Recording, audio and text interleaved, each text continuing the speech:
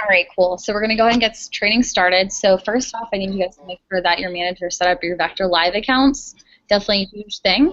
You also need your packet in front of you. I'm going to be referencing the packet this entire time.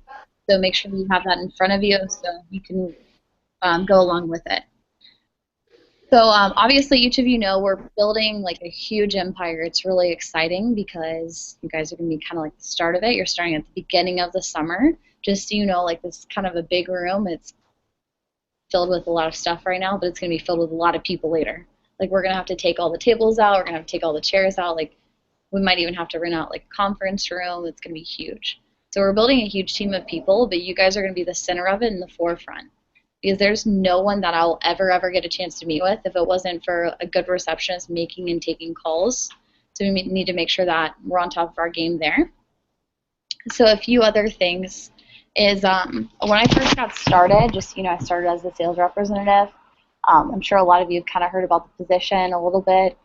If you haven't, make sure you sit in on a rep interview just to kind of see what you're making and scheduling interviews for. Kind of really important in that way.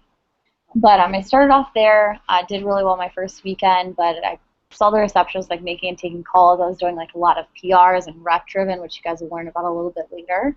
But it was really exciting, and I loved that part of the business.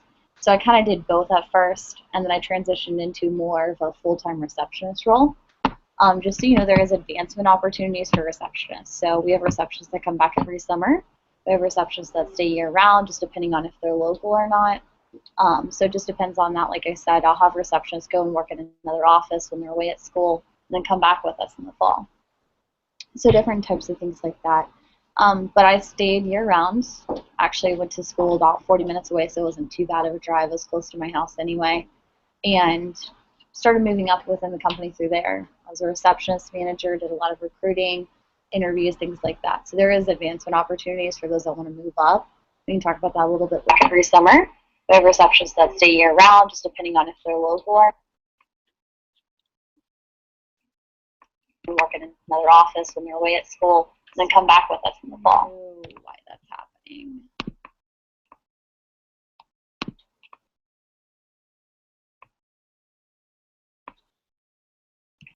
And started moving up within the company through there.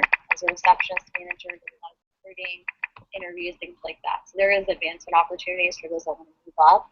We can talk about that a little bit every summer. We have receptionists that stay year-round, just depending on if they're local or